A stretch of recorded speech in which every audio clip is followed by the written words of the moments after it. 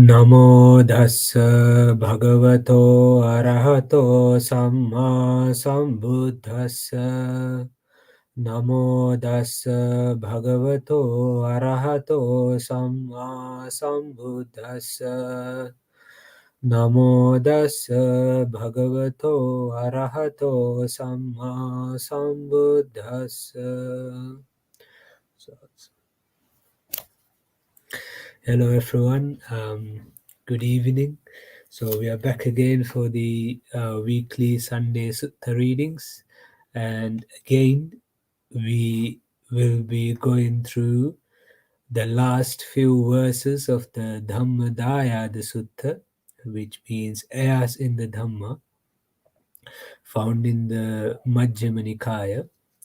And as we mentioned many times before, this is an incredibly important sutta because, well, all suttas are important, but this one is quite important to remember in our daily lives because it teaches us what it means to be a Buddhist, what it means to be an heir in the Dhamma, how we as heirs of the Dhamma from Lord Buddha should act, and what we should consider most important. Is it the material inheritance, or is it the Dhamma inheritance?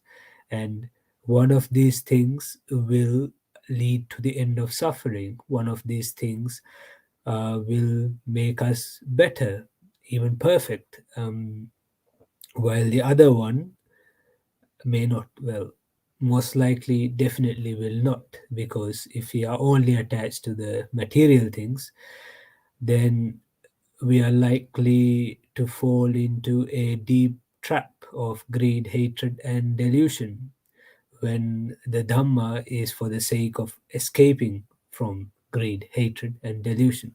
So, the last couple of weeks, we went through the simile of the two bhikkhus, and then Venerable Sariputta talking about um, what kind of monk should be commended and what kind of monk should not be commended.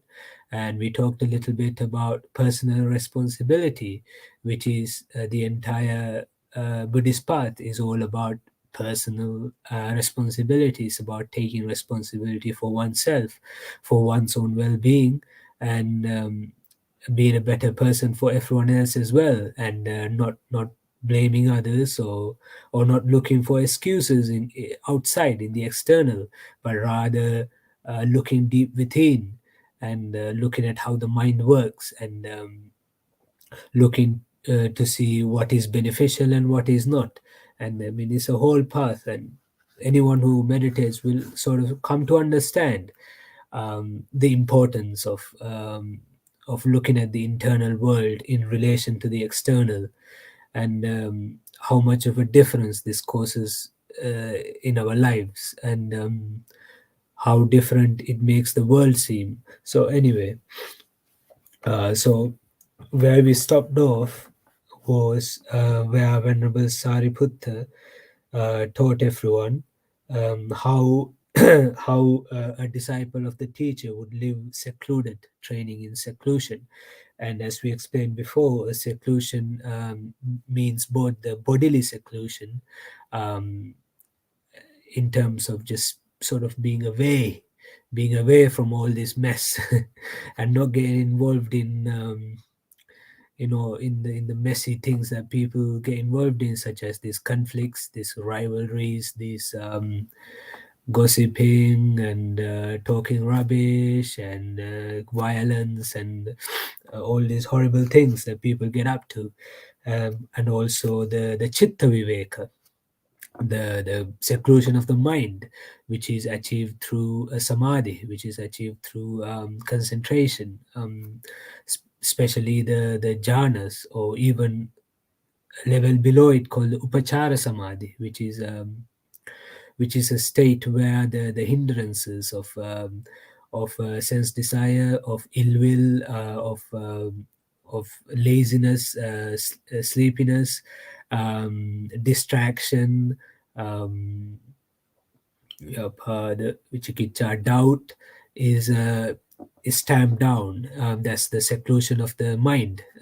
It's a very peaceful state that really helps one to see the truth, one to gain insight and increase wisdom. Because the Buddha taught that samadhi, a mind that is tranquil, a mind that is concentrated, is one that is capable of seeing things as they really are. And so that's kaya viveka, chitta viveka, and upadi viveka, which is the seclusion from clinging to things, seclusion from attachment, which leads to rebirth, and it leads to suffering. So that's where we stopped off, and we will start off in verse number 8. Friends, the evil herein is greed and hate. There is a middle way for the abandoning of greed and hate, giving vision, giving knowledge, which leads to peace, to direct knowledge, to enlightenment, to nibbana. So here we see that previously this sutta was concerned with uh, talking about how you are not a heir of material things. So now we are talking about what we are really an heir of. It's like the what is the Dhamma for? It is for the abandoning of greed and hate, and one cannot abandon greed and hate if one is attached to material things. So if we are attached only to the bricks and mortar, to the shiny things that we see in temples, rather than the Dhamma that is available in a temple, then we cannot defeat greed and hatred, because all we are doing is grasping at material things, which is in the end pointless, because it does not lead to the cessation of suffering. And then is mentioning the middle way. Middle way is the only way of getting rid of greed and hatred, of giving vision, of giving knowledge, which leads to peace, to direct knowledge, to enlightenment, to nibbana. So this direct knowledge is like the confrontation of realities, is of understanding the impermanence, understanding the dissatisfaction, the understanding the not self in everything, in in all the senses, in everything that the senses can see, in everything that the senses can detect, in all material things. So like we can see how, like, you're greedy about something that you are looking at. For one who practices the middle way, you have developed concentration and you have developed insight, will see that this picture that is in my mind, like in the eye, is impermanent. The thing out there is not really, like, the only reason that I'm grasping at it is because of my ignorance, is because of delusion. It's because number one, we have invented a self that is here, that is watching, that can gain something from this. And two, we believe that thing to give us true happiness. I've just heard the doorbell. It's okay. I'm sure they can wait. Um, so, and even when you are greedy about something, it can lead to hatred as well. I mean, the most extreme example would be something like addiction or crime. In that case, we can really see how when people are very greedy for something, they're prepared to commit terrible crimes for it. But even in our daily life, we can see that the greatest causes of death in the world is now heart disease and obesity, and that's caused by just being a bit too greedy for donuts and stuff. It's quite a mundane example, but when we practice the middle way, we are training to be capable of being mindful in every moment, to be to not to be greedy for anything, and not to hate anything. So even when we are hearing something we do not like, we see that this is impermanent. It's really funny because you are hearing this, and then you can see that all this is just sounds. It's just sounds that are hitting the eardrum, and just vibrations in the air that are hitting the eardrum, and you're just hearing it, and it's impermanent. And if you're not mindful, it may lead to some thoughts of hatred. But even then, these thoughts of hatred are impermanent, and they're not self, because they're just mechanisms, like these sounds, these thoughts that come because of the sounds. Even looking at something you really don't like, or looking at someone you really don't like, and then the thoughts that come in, these are just mechanisms. There is no self in them, and they are also impermanent. And if you try to grasp at it, and if you try to um, react with hatred, either through your facial expressions, or through words, or even through violence, uh, you're being a bit silly, because this is so impermanent. Like, one moment you like something, and then if you watch it for a while, you realize you become neutral about it, and then after a while you may even start liking it, and this thing that you like now, over time maybe you will not like it. And it's like this, it just comes and goes always. These are just mental phenomena, and when we get too involved in them, they lead us to suffering. So anyway, and what is the middle way? It is just this noble eightfold path, that is, right view, right intention, right speech, right action, right livelihood, right effort, right mindfulness, and right concentration. This is the middle way, giving vision, giving knowledge, which leads to peace, to direct knowledge, to enlightenment, to nibbana. So that's the Noble Eightfold Path that every Buddhist knows, but doesn't seem to be practicing very well, because we are mostly obsessed with inheriting the material things rather than inheriting the Dhamma. So it's quite sad for me as a monk sometimes, but actually it's not really. It's just the way things are. Just looking at my own heritage from Sri Lanka, which has been a Buddhist country for 2,200 years now. I think the oldest continuous Buddhist nation in the world. So a very long and proud history, producing great meditation masters, great scholars, these great beautiful monuments, and place where the Tripitaka was written down, the place where the Attakatha, the commentaries were compiled, the place where the Dhamma really flourished and spread all over the world. But there are so few people who are actually heirs in the Dhamma, who truly grasp the heritage of the Dhamma. Most just call themselves Buddhist, and they call themselves Buddhist because I don't know, just because their parents are Buddhist, and because everyone tells them they're Buddhist. But so few people practice the Satipatthana Bhavana, the meditation, the four bases of mindfulness. So few people keep the sila, and drugs and alcohol is wiping out the nation. It's completely destroying the culture, and there are so many deep-seated societal issues that could be solved if people practice the Dhamma. But it just doesn't seem to be happening at a noticeable scale. But still, the Dhamma is very much alive there, because there are a lot of really good true practitioners.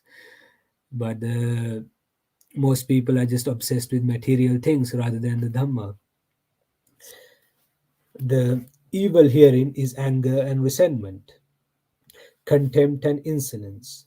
So contempt is contempt over not being grateful for something that we get, being contemptuous of people because we may believe we are better than them, And this can really happen for some people who are obsessed with material things, because you can feel contemptuous about someone with really good qualities, even though they have really good qualities, because we believe them ourselves to be better. That can happen when you are obsessed with material things, like just saying, like being judging them for their clothes, or judging the book for its cover, if you may. um, Envy and avarice, deceit and fraud, obstinacy and rivalry. So deceit and fraud, so like hypocrisy, so being hypocritic and lying about, trying to show oneself as better than one really is for material gain. This is quite common in the world. And rivalry is a huge thing, when you are competing for material things, you end up developing a lot of hatred and wanting to do better than others, wanting to have a bigger house or a bigger temple or whatever than somebody else, wanting to have more disciples, followers, more gain, more name, more titles, more recognition. Conceit and arrogance, vanity and negligence. There is a middle way for the abandoning of vanity and negligence, giving vision, giving knowledge, which leads to peace, to direct knowledge, to enlightenment, to nibbana. And what is the middle way? It is just this noble eightfold path, that is right view, right intention, right speech, right action, right livelihood, right effort, right mindfulness, and right concentration.